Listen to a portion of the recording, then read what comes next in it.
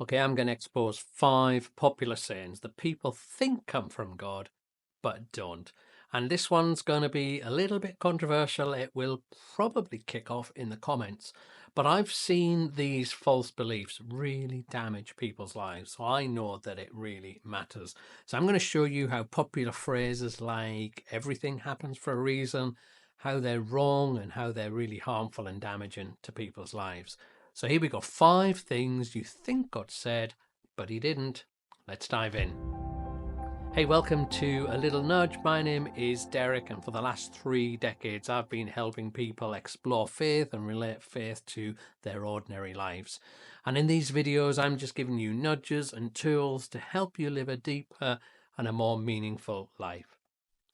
So 5 things you think God said, but he didn't. Number 1, follow your heart.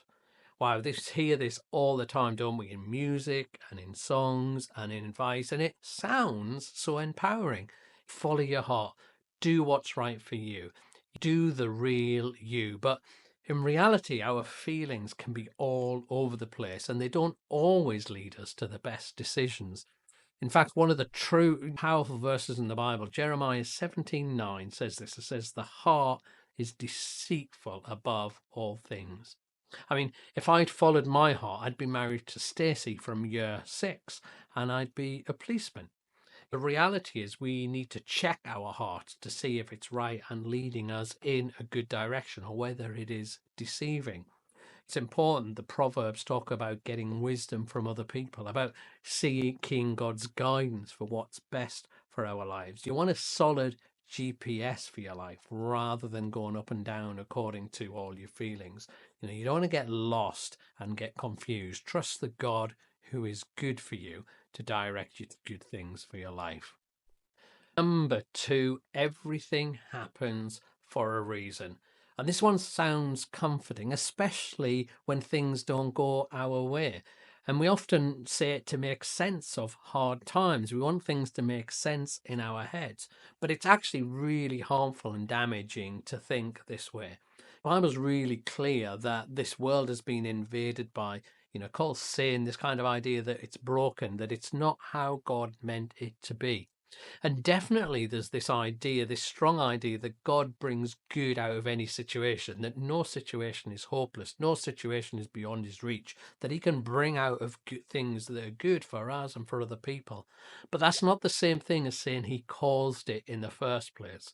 I find it really hard to imagine that he causes child abuse, that he causes rape, that he causes people's lives to be wrecked in order for some good to come out of it.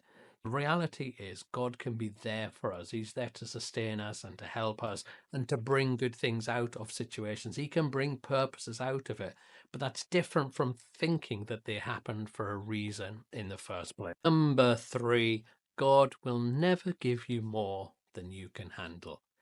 People often say this when life feels overwhelming, that as if we're only given challenges that we can ultimately manage. And it kind of leans into the idea that we can actually cope with life. Whatever we face, no matter how hard it is, actually we can handle it. We can deal with it. And the problem is this is so damaging because it puts guilt onto people. It puts shame on as if something's wrong with them, that they're going through hell and they're thinking, I just can't handle this. Then it means that there's something wrong with them. Let's be real, just on a common sense basis, sometimes we'll go through life where we just think, I cannot cope, this is too much, there is more here than I can handle. And when you read the story of Jesus in the Bible, actually you find this message coming through time and time again, that actually life is too much, it is too heavy, we do need help, we do need other people, and we do need God. And actually, there's a verse in Matthew 5, verse 3, that coming from the Message translation, this is so powerful. It made me cry the first time I read this. It says this: you're blessed, which means you're favored, you're in a good position. You're blessed when you're at the end of your rope. With less of you, there's more of God and his rule. You're blessed when you're at the end of your rope. With less of you, there's more of God and his rule. This idea that actually when we get humbled by life, that kind of opens us up to more of God being in our lives. That actually when we think we can handle stuff, when we're self-dependent or we're independent of God and others, then actually that's a difficult place to be in. And so life is harder sometimes, but that can be a fruitful place spiritually if we are humble enough to lean to others and to lean to God. I've got two more for you, but just before we dive into them, hit the like button and comments if this is useful. And if you were to subscribe, that would help this channel so much. But right, okay, the fourth one, you're not going to like this. You'll probably click off, but I'm going to say it anyway. The fourth thing that we think God said, but he didn't, is God just wants you to be happy. It sounds that if God's loving and God's good, then this must be true, that God wants us to be happy. I mean, the reverse of this is God would never do anything to make us unhappy. God would never do anything to cause us pain. And we can get this so mixed up. I remember a CEO of a company was talking to a manager, and he was trying to help him deal with a staff member that was underperforming and wasn't doing very well. And he was saying, listen, you need to tell him that what he's doing is not good enough and he needs to improve. And the guy was like, oh, I don't know if I can do that. It's going to hurt his feelings. And rather than cuddling him, the CEO said this to him. He said, so it's going to hurt his feelings. So that the idea that actually hurting people and harming people is not the same thing. Sometimes something can hurt us. It can be difficult for us to hear, but be for our ultimate good. And so sometimes we have to go through difficult things. Sometimes stuff happens that's a little bit painful for us. That's not actually a problem sometimes. That God's got so much more for us rather than just a kind of dopamine hit to feel happy. Life is much more complex, isn't it? Sometimes joy can come out of hard experiences. I remember when I ran my 2 marathons that I've done for my life. It was so agony. The training was agony, the running was agony, but actually nobody at the start of a marathon asks to get a taxi to the end. You know, because you get a taxi to the end to avoid all the pain and the difficulty, but there's no joy at the other side. You know, life's a bit more complex. And so sometimes God asks us to sacrifice, to give things away, to get rid of things that are damaging others, to face some painful relationships. He asks us to forgive our enemies. He asks us to do all sorts of things that on the surface don't bring us happiness. But that's because he wants to bring us deep sense of joy and belonging, and to fix the problems in our lives, that we can trust him, that his vision for our life is so much bigger than just a little bit of superficial happiness. And number 5, which is quite a surprising one, I think, for people, is this one. That some people think God said this and he never did, which is God helps those who help themselves. And it's a super common phrase, isn't it? It sounds even inspiring. The problem is it suggests that if we work hard and if we push ourselves, if we do the initiative, we do a bit of hard work, then God will reward us and he'll come alongside us and give us success.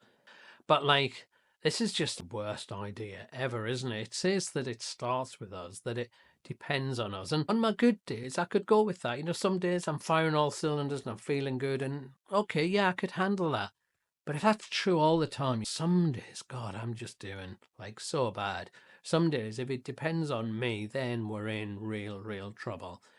The actual truth of it is this idea that comes through the whole Bible, and it's my favorite word in the whole Bible, and it's this word. I think it's the most refreshing idea in the universe, and it's this idea of grace, that God gives us what we don't deserve.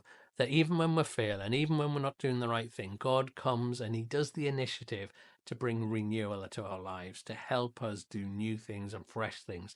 That God didn't just give us what we deserve, that actually he initiates out of heaven. He sent Jesus because he wants to give us good things. And I think that's the best idea in the world, that God doesn't help those who help themselves, that God actually helps people who need it, no matter what we've done, that he's open to everyone, that he wants to come into our lives and bring fresh things and new things. And some people think that money can't make you happy. That's like another screwed up idea that people have. And I think that it can. And in this video, I'm going to show you how money can make you happy. And I suggest that you watch that one next. Anyway, hope this has been exciting and helpful. Thanks for watching, and I'll see you on the next video.